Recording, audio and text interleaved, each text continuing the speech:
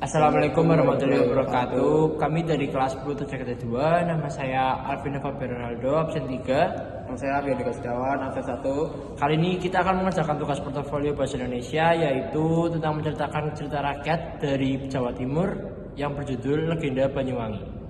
See you guys. Legenda Banyuwangi. Pada zaman dahulu, di kawasan ujung timur provinsi Jawa Timur terdapat sebuah kerajaan yang diperintahkan oleh raja yang adil dan juga bijaksana. Raja tersebut mempunyai seorang putra yang gagah bernama Raden Banterang. Kegemaran Raden Banterang adalah berburu. Pagi hari ini aku akan berburu ke hutan. Siapkan alat berburuku, kata Raden Banterang kepada para abdinya. Setelah peralatan berburu siap, Raden Banterang disertai beberapa pengiringnya berangkat ke hutan.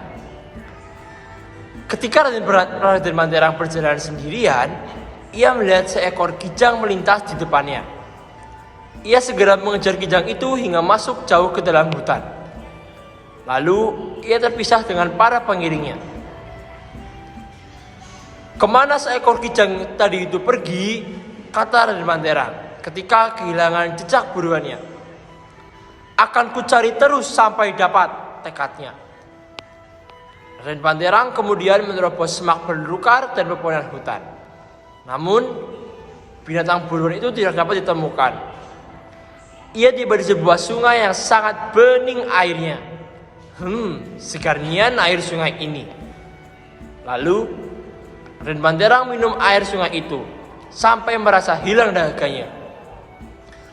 Setelah itu, ia meninggalkan sungai itu. Namun, baru beberapa langkah berjalan, tiba-tiba ia dikejutkan kedatangan seorang gadis cantik jelita. Hah? Seorang gadis cantik jelita? Benarkah ia seorang manusia? Jangan-jangan setan penunggu hutan? Gumun Raden Banterang bertanya-tanya. Lalu Raden Banterang memberanikan diri mendekati gadis cantik itu. Kau manusia atau penunggu hutan? Sapa Raden Banterang. Saya manusia, jawab gadis itu sambil tersenyum. Raden Banterang pun memperkenalkan dirinya. Gadis cantik itu lalu menyambutnya. Nama saya Surati, berasal dari kerajaan Kelungkung. Saya berada di tempat ini karena menyelamatkan diri dari serangan musuh. Ayah saya telah gugur dalam mempertahankan mahkota kerajaan, jelasnya. Mendengar ucapan gadis itu, Raden Banterang terkejut bukan kepala. Melihat penderitaan putri Raja Kelungkung itu, Raden Banterang segera menolong dan mengajaknya pulang ke istana. Tak lama kemudian, mereka menikah dan membangun keluarga yang bahagia. Pada suatu hari, putri Raja Kelungkung berjalan sendirian keluar istana. Surati, Surati, panggil seorang laki-laki yang berpakaian compang-camping. Setelah mengamati wajah lelaki itu, ia baru sadar bahwa yang berada di depannya adalah kakak kandungnya bernama Rupaksa. Maksud kedatangan Rupaksa adalah untuk mengajak adiknya untuk membalas dendam, karena Raden Banterang lah yang telah membunuh ayahandanya. Surati menceritakan bahwa ia mau diperisti Raden Banterang karena telah berhutang budi. Dengan begitu, Surati tidak mau membantu ajakan kakak kandungnya. Rupaksa marah mendengar jawaban adiknya. Namun, ia sangat memberikan sebuah kenangan berupa ikat kepala kepada Surati. Ikat kepala ini harus kau simpan di bawah tempat tidurmu, pesan Rupaksa. Pertemuan Surati dengan kakak kandungnya tidak diketahui oleh Raden Banterang, dikarenakan Raden Banterang sedang berburu di hutan. Tak kala Raden Banterang berada di tengah hutan, tiba-tiba pandangan matanya dikejutkan oleh kedatangan laki-laki berpakaian compang-camping. Tuanku, Raden Banterang, keselamatan Tuhan telah terancam bahaya yang direncanakan oleh istri Tuhan sendiri, kata lelaki itu. Tuhan bisa melihat buktinya dengan melihat sebuah ikat kepala yang diletakkan di bawah tempat peraduannya. Ikat kepala itu milik seorang laki-laki yang dimintai tolong untuk membunuh Tuhan, jelasnya. Setelah mengucapkan kata-kata itu, laki-laki berpakaian compang-camping itu hilang secara misterius. Terkejutlah Raden Banterang mendengar laporan lelaki misterius itu. Ia pun segera pulang ke istana. Setelah tiba di istana, Raden Panterang langsung menuju ke peraduan istrinya. Di jarinya ikat kepala yang telah dijerahkan oleh laki berpakaian compang-camping yang telah menemui di hutan. Hah, benar kata laki-laki itu. Ikat kepala ini sebagai bukti. Kau mau mencerahkan membunuhku dan minta tolong kepada pemilik ikat kepala ini. Tuduh Raden Panterang kepada istrinya. Begitukah balasanmu padaku? Tandas Raden Panterang. Jangan asal tuduh. Adinda sama sekali tak bermaksud membunuh Kakanda. Apalagi meminta tolong kepada seorang lelaki. Jawab Surati. Namun, Raden Panterang tetap pada pendiriannya bahwa istrinya yang pernah ditolong itu akan membahayakan hidupnya. Nah, sebelum nyawanya terancam, Raden Panterang lebih dulu ingin mencelakakan istrinya. Raden Panterang berniat menenggelamkan istrinya di sebuah sungai. Setelah tiba di sungai, Raden Panterang menceritakan tentang pertemuan dengan seorang laki-laki berpakaian compang-camping ketika berburu di hutan. Sang istri pun menceritakan tentang pertemuan dengan seorang laki-laki berpakaian compang-camping seperti yang dijelaskan oleh suaminya. Laki itu adalah kakak kandung Adinda. Dialah yang telah memberi sebuah ikat kepala kepada Adinda. Surati menjelaskan kembali agar Raden Panterang luluh hatinya. Namun, Raden Panterang tetap percaya bahwa istrinya akan mencelakakan dirinya. Kakanda suamiku, bukalah hati dan perasaan Kakanda. Adinda rela mati demi keselamatan Kakanda.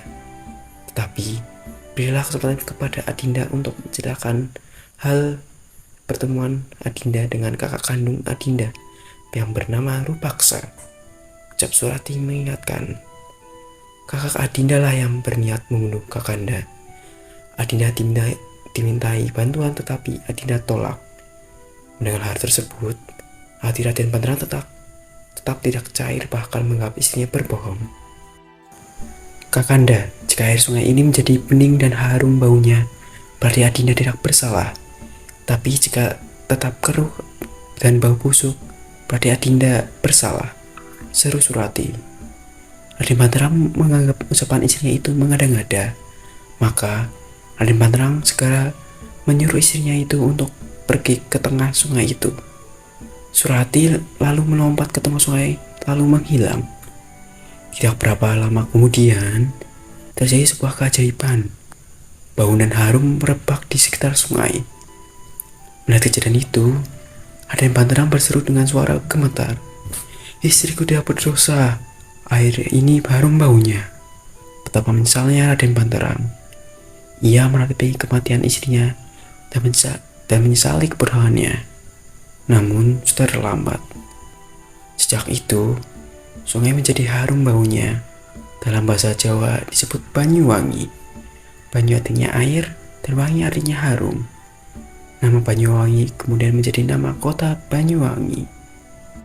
Oke, kali ini saya akan menjelaskan unsur-unsur dari cerita legenda Banyuwangi. Yang pertama ada tema. Tema ini mengangkat kepercayaan dua alur maju, yaitu yang dijelaskan secara rinci seperti situation atau lukisan suatu keadaan, di mana saat Raden Panterang yang berniat memburu di hutan kemudian mengejar seekor kijang sampai di tengah hutan. Dan ada generating circumstance atau peristiwa yang bersangkut paut mulai bergerak ketika saat suatu ketika kakak Surati Rupaksa menemui Surati untuk berniat membunuh Raden Panterang, namun Surati menolak.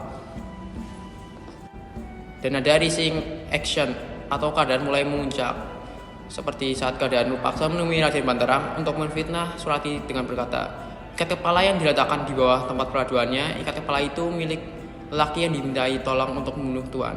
Padahal ikat kepala tersebut adalah pemberian dari Rupaksa. Selanjutnya ada klimaks atau peristiwa-peristiwa mencapai klimaks. Saat Raden Panterang membuktikan apakah benar ada ikat kepala merah tersebut, dan ketika dijumpai malah dia berniat membunuh di sungai. Selanjutnya klimaks atau peristiwa-peristiwa mencapai klimaks. Raden Panterang membuktikan apakah benar ada ikat kepala merah tersebut, dan ketika dijumpai marahlah dia dan berniat membunuh Surati di sungai. Dan Surati menjelaskan dengan segala cara, namun Raden Bantera tidak percaya. Dan yang terakhir ada Dodumen atau pengarang memberikan pemecahan soal dari semua. Saat air sungai tempat Surati melompat menjadi bening dan harum, berarti Surati tidak bersalah. Raden Banterang pun menyesal. Yang ketiga itu adalah latar atau setting. Latar dibagi menjadi 3, yaitu ada latar tempat, latar suasana, dan latar waktu. Latar tempatnya bertepatan di kawasan Dusun Timur Provinsi Jawa Timur, sedangkan suasananya itu adalah tegang, waktunya itu dahulu kala. Yang keempat ada perwatakan. Perwatakan tokoh yang pertama itu ada Raden Banterang. Bahwa Raden Banterang tidak mudah percaya. Dibuktikan dalam kalimat, kakak Adinda lah yang akan membunuh Kakanda. Adinda dimintai bantuan, tetapi Adinda menolaknya.